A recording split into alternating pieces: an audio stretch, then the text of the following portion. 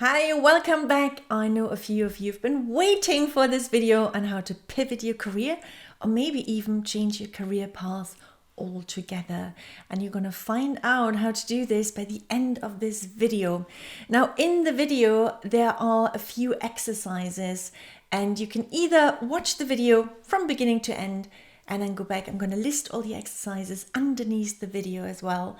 Or you can just pause and do them as we go along. If you want to do that, you need either kind of like a notebook or a trusted bullet journal or just a few blank sheets of paper, or you could even use your iPad. But let's start. Now, in order to kind of like pivot our career, we need to know where we are right now. You may recall the exercise from a previous video when I asked you to list all the highlights and things that you didn't like so much in your life so far. We're going to do something similar in terms of your career right now. I'm going to switch over to my iPad and I'm going to draw a horizontal line again. That's a bit wonky. Oh well, c'est la vie. Doesn't matter. And on the top, I would like you to list all the jobs you really enjoyed and underneath the jobs you didn't like so much. And I really would like you to start in childhood if you already had a job, and could be something trivial. So for example, I remember I was about 9 and I didn't have any pocket money, and me and my mate, we really wanted some chocolate, but we didn't have any money for it. So I had the genius idea, well, I thought it was genius at the time, to just go and collect some flowers, bunch them up and sit in front of the supermarket and sell them. And you know what? It worked. All the lovely old ladies, they just liked our flowers, and they even paid a little bit more than advertised. Yes, you may see the entrepreneurial spirit runs high in that girl. I'm not sure, but anyway, that was my first business venture, so I would definitely put that in the list for myself. I would also put jobs on here you may have had during university if you went to uni. I did all sorts, waitressing, stacking shelves, you name it. You know, I traveled a lot during uni, and you need money for that. And to be honest, now I'm really grateful for it because it allowed me to just test out different jobs, see different industries, and just work for your money. So please put that in. You may actually already left school at 14, 15, 16 and started your first job straight away, or did an apprenticeship. Whatever it is, please put it on that list and really think about every single job you had. Oh, did I enjoy it? Did I learn something from it? Or I'm not so sure about it. There might be jobs that are in between, and that's fine. Just put them on the timeline here. So do that exercise for every single job you have had up till now. So wherever you are right now, and that's obviously your current job. Hopefully your current job is up here or maybe here. Obviously, if it's down here, we urgently need to do something to bring you to a different career path. At the same time, this exercise might kind of like spark a few kind of like dream jobs you had in the past. So jobs you didn't actually get, but you thought like, oh my God, that would be a dream job for myself.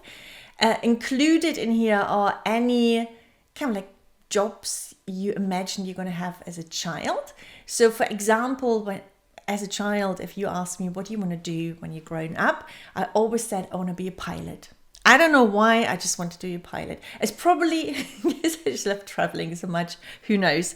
So if you have any dream jobs like that, kind of like unattainable, but something you really, really wanted to be, just put them up here in the clouds, so to speak. So for me, that would be the pilot up here.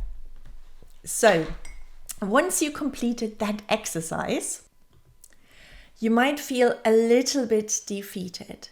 Because, you know, if you look back at your career path, and I'm not sure how old you are, you know, you might be 40, you might be 45, 50, maybe even 60.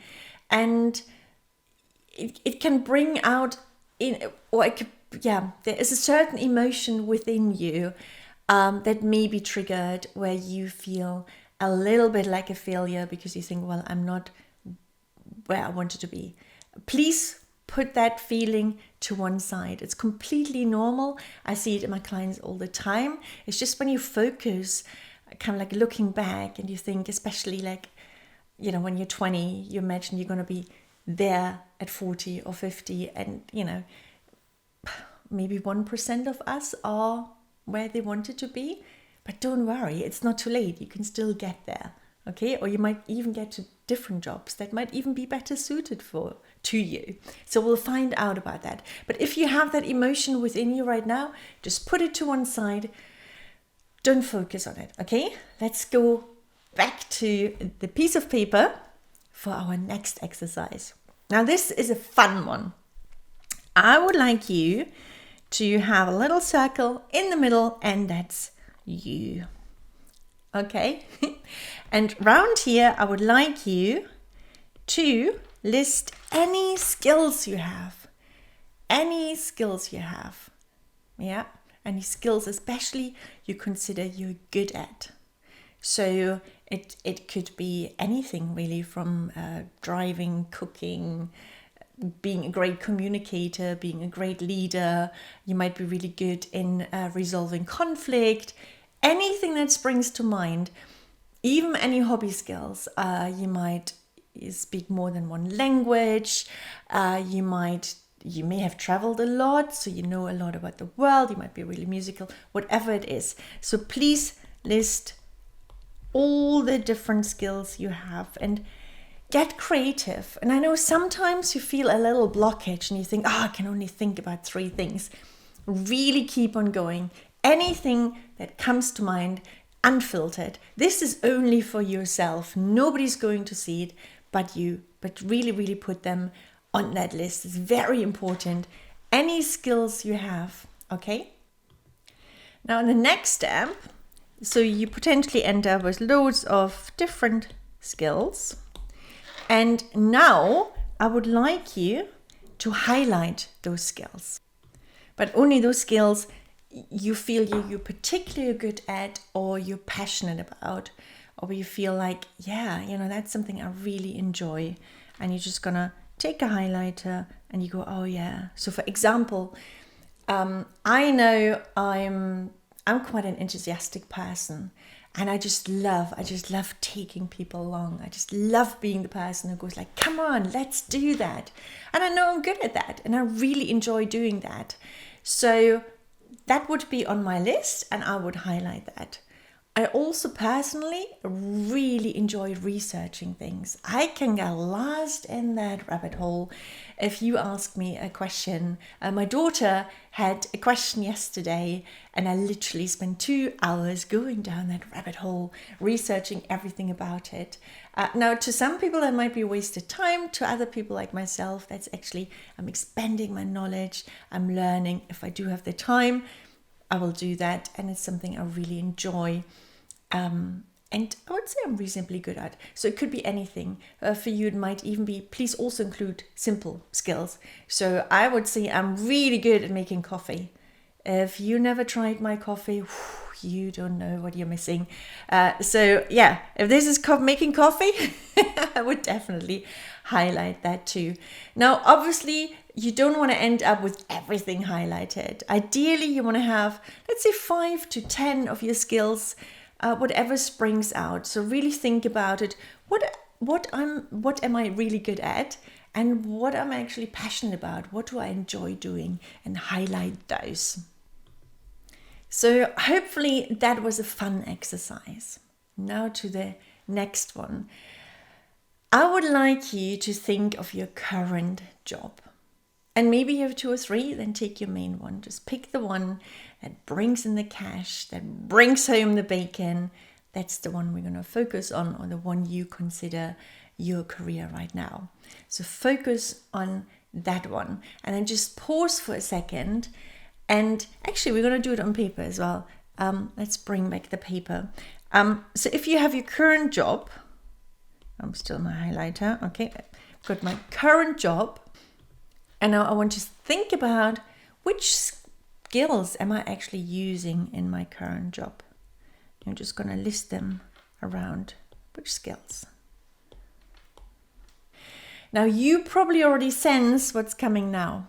Yes, we're going to take those 2 pieces of paper and we're going to see if there are any matches. Hopefully there are. To be honest, in working with clients, I haven't yet seen a piece of paper where there were no matches. We usually dig quite deep. And I know initially sometimes it's like, oh, I can't think of anything. Yes, you can. If you only ended up with 3 skills, you definitely have more. We can easily add 0 to it. 30 at least, believe me. But I know it's sometimes hard to do this for yourself. It's sometimes easier to do it with another person. But try to do it. Try to do it by yourself. So ideally, your 2 pieces of paper, you're going to have a few matches of the skills you're really good at and you're also passionate about. Now, obviously, if you have a lot of matches, you've got your dream job already. But there might be other reasons why you're not happy. It could be your salary. We're going to do another video about that, how to ask for the money you deserve. I see that all the time. That you might have a job you really enjoy, but you're actually not remunerated adequately for it. There's something we can do about that. But that's a different video. In most cases, especially if you're watching that video, you probably gonna have many more highlights on your actual, those are the skills I'm good at and passionate about than the ones you have on your job. Now, what I would like you to do now, think about your current company. Obviously, it's much easier if you work for like a larger company. If you're working for yourself or in a really small one, maybe think of other ones. Think about the jobs you really would like to do. So, for example, your boss or your boss's boss. Really look at that job and think, yeah, could I do that? Would I love to do that job? I would, please, I want you to dream big here. I'm not going to ask you, can you do the job? I'm not going to ask that. It's, would you like to do that job? So ideally, you can take a piece of paper again and you can write all the jobs you can imagine doing or you would like to do on that list. Next step is to go back to your skill paper and go like, okay, let's assume I would like this job. And let's just assume you are in middle management in your company and it's your boss's job. And you think that's a really, really lovely job to have. Maybe you travel a lot with that job, or there must be something that entices you, or you've got more decision kind of like making, or maybe leadership, whatever it is, whatever you feel drawn towards that job. To be honest, it could also be the other end of the spectrum. It could be kind of like a job completely out of your remit and you think, oh, that's a job I really would like to have. And I would like you to then look at your skills, yes, the ones you're good at and you're passionate about, and then you think about that job. Does your skill set and what you're passionate about matches that dream job you have in mind? And quite often, and here's the interesting thing, when we think about that, so the job that sounds amazing and sparkly for whatever reason, actually when you start thinking about it in terms of your skill set and the things you like doing, the things you're passionate about, all of a sudden that job loses its appeal. I see it all the time. Then start thinking about, okay, if I enjoy traveling, for example, if I enjoy adventure, if I enjoy this and this, maybe I should become a pilot. So think about the job all of a sudden, like that dream job. Okay, if I have my skills, if I have the things I'm passionate about, which dream job would I like to do? And dream big here, okay? Really dream big. So we're now expanding our view. So initially we looked just within our corporation or maybe other companies we know, and now we're dreaming big, okay? And I need a piece of paper for the next one again. So we're going to end up with the situation here. So that's where you are with your current skill sets and your current experience. And this is where you would like to be. This is the dream one, the shiny one. Let's put a sun in here, the shiny one. Now, how do we get there? That's the big question. Now, if you're super lucky, and again, it's probably only going to be 5% of you, you may identify that all the skills you have are perfectly aligned to get there. And it's just going to be super easy for you to get across. In most cases, you're going to be missing a few, and it's so much harder to get there. Or in my pilot example, okay, yes, can I imagine being a pilot? Of course I can. I would love to be a pilot. But let's face it, I am 47. My eyesight is not the best anymore. I've got a family. I don't think a pilot school will take me. Would I ever be a commercial pilot? Chances are no. So this is a childhood dream. It was a nice dream to have. I'm not upset about it, that I can't be a pilot, but I'm also realistic enough that I don't want to be a pilot anymore. So certain dream jobs, you might just have to park or go like, okay, that was a nice dream, but let's be realistic about something else.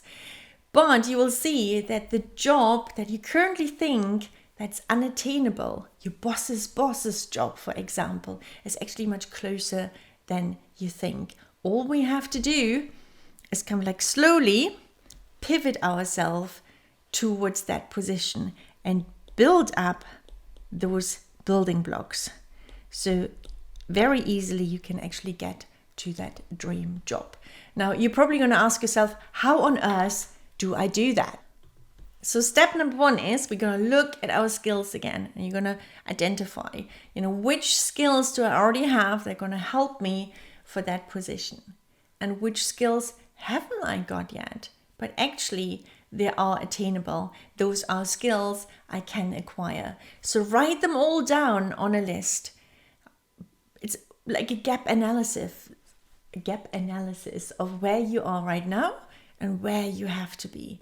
And again, be really realistic about it. And also, interestingly enough, sometimes you think you're lacking a skill, but you're not.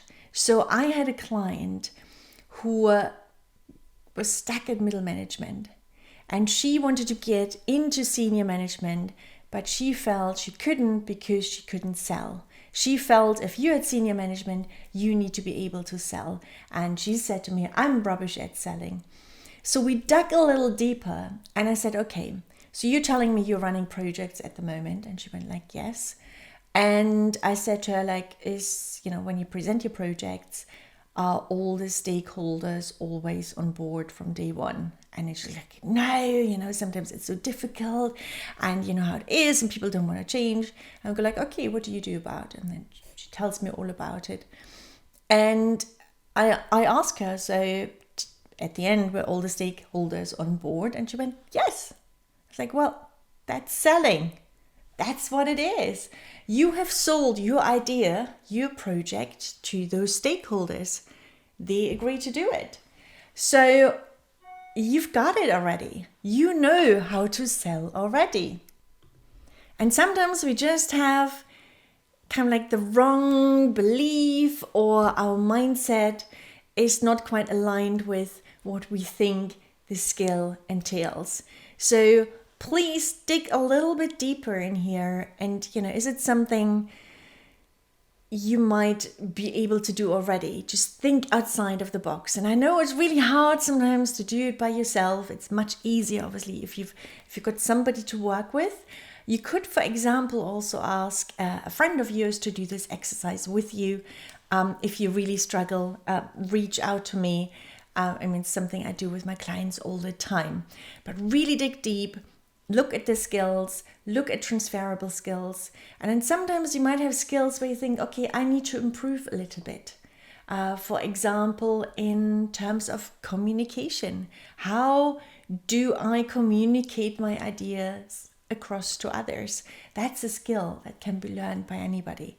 So if at the moment you feel a little bit shy about presenting your ideas to somebody else, that's a skill you can acquire. So put those on the list, and ideally you want to end up with different buckets of skills. I'm going to just go back on my piece of paper. It's going to be much easier.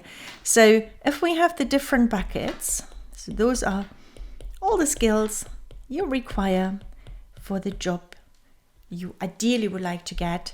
And then some of those buckets are going to be filled completely already because it's a skill you just know. Others might be just half full. You might even have some empty ones. And we obviously need to focus on those two. How do we get your skill level up? And there are various techniques, and obviously it depends also on what skill it is. And you might say, well, I'm in my job, I don't have time to kind of like go back to school. And to be honest, you don't have to go back to school. There are many different ways on how you can acquire new skills. But you might, for example, I had a client who wanted to shift into a slightly different industry. And then she saw an amazing kind of like 6 months online program on this new industry. So she could actually kind of like gain some credentials. Or I highly recommend working in charities. They always look for volunteers. And if you're really strategic about it and you choose a charity you're passionate about, you can maybe also gain valuable skills within that charity. So for example, fundraising, that's like selling. So if you feel I'm too shy to go out and ask for something, go and find a charity you're really passionate about and start in their fundraising team. So that's a skill you can easily acquire that way. I'm probably going to do a video just about kind of like how to acquire skills in midlife another time, because I would definitely be already at 22 minutes, would definitely be too much for this video. Now, very important though, so let's assume, I'm just going to go back to my piece of paper, all of our buckets are full now. So you now have got the skill set you need to get to that dream job over here. And yet you can't just jump into it, right? So again, there are 5 steps on how to get from here to here. Number 1, start behaving and dressing like you already have that job. It's so important. It's so important. And I know we all have that imposter within us where you think, if I dress slightly different today, what will my colleagues think? But you have to, if you have to dress for the job you want, it's so important. You have to come across like that top level manager already, or whatever it is you want to be at. And it doesn't mean like dramatic changes. You can start small, maybe start buying a new suit or a new haircut or whatever it is. But already in your head, imagine you've got that job and start dressing for it and start acting accordingly. Step number 2, start talking about it. Obviously, you don't want to go about and go like, I want my boss's job. We're not going to do that. But start talking about the subject matter, or start talking about it in a way like, yeah, I can see myself doing that. So the more you talk about it, the more you're going to be in the heads of the decision makers. Because to be honest, most jobs aren't advertised. Most jobs are given to people already. So you want to be on the radar of the people who make the decisions. And how can we easily do that? Step number 3, very important. Networking, networking, networking. And no, I don't mean going kind of like out and schmoozing the right people. Nobody likes that. But actually putting yourself out there and seeking an active kind of like conversation with somebody.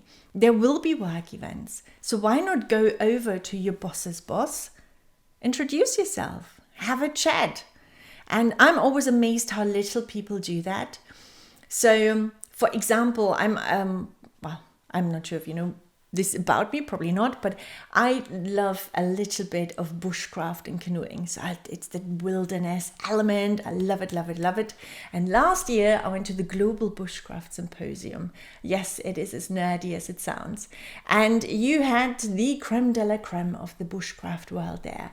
And there was one guy there who is famous in the bushcraft world. And the first evening, it was like a little bit of a networking event.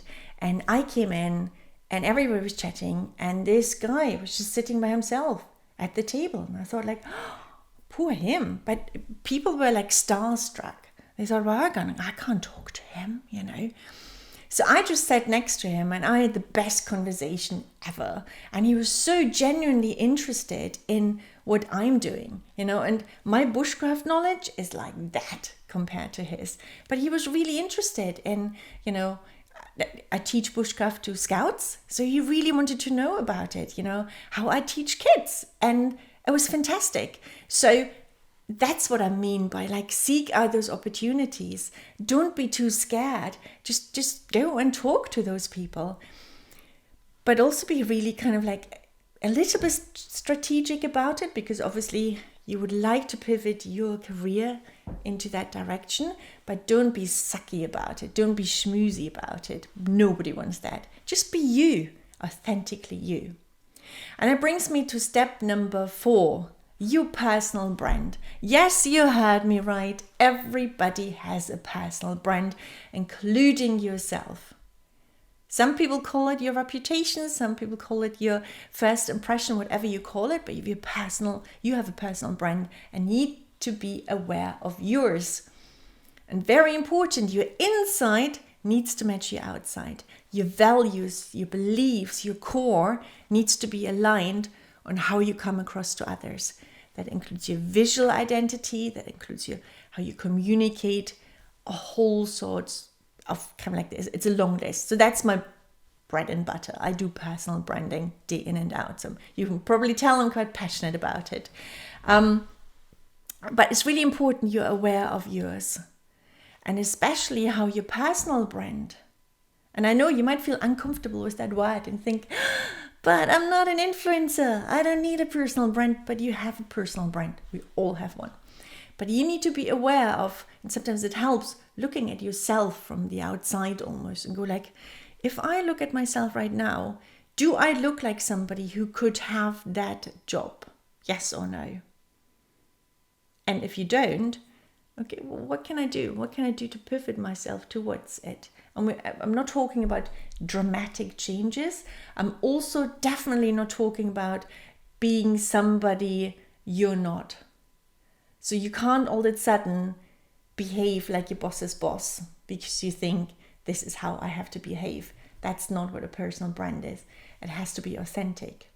You can do your boss's job because we established you now have the right skill sets for it, but you can do it your way and authentically. So very important. Own your personal brand. And step number 5, very important, regardless of how old you are, get a mentor. Get a mentor. If you are lucky enough to work for a global corporation, a really big corporation, doesn't have to be a global one, there might be people you admire, kind of like in your network. Just ask them for advice. It's so powerful, and we don't do it. And the older we get, the more scared we are to ask for advice. Or if you're in a smaller company, or maybe you work for yourself, or just get a mentor. And you find those mentors, it doesn't have to be like somebody super famous or somebody who's written a book. You find them in your own network. Ask somebody who maybe already been on that journey. Ask them for advice. And the great thing about a mentor is they will not only help you to come grow within yourself, but they also open doors for you. And it's so much easier to walk through a door that's been already opened for you. Again, I said, I think it was number 2, the network aspect. So important as well, because the larger your network is, the more doors will be open for you. And it's amazing. And as I said, most jobs are not advertised. most jobs go to the person where the stakeholder thinks that is the right person for the job. So you want to kind of like beam out that light of, yeah, I'm right for that job, and you really need to believe it. And that's why it's so important to not have a fake personal brand, but an authentic personal brand, because you need to be yourself. Otherwise, it's not going to work. Now, if you've got all of that, I'm going to go back to my piece of paper. You will find that when you started here and you actually start applying things, especially with the skill set, all of a sudden you're here, and all of a sudden you're here, and all of a sudden you're here, and that's where you want to be. And it's much easier to do it in those steps I outlined than to jump from here to here, which will feel impossible and seem impossible for many people. And, you know, as I said earlier, it's very unlikely you can do that. And that's why I always talk about pivoting your career step by step by step until you're actually at the path you want to be on. And remember, I said earlier, it's not necessarily the job you think you want to have is the right one. If you really dig deep into your skill set and the skills you can do, and also the skills you're passionate about, you might discover that actually rather than turning left, you need to turn right, because that's where the dream job is, that's waiting for you. And it's possible regardless of age. Seriously, nobody is too old to change their career path, to pivot their career. It is possible. If you're really stuck, reach out to me. Best way to find me is on LinkedIn, or you can send me an email at aj@gcco.uk. So that's enough for today. All the exercises are listed underneath the video. Have fun, and please, please, please dig deep. You're so much better than you think you are. I see you next Tuesday. You take care. Bye.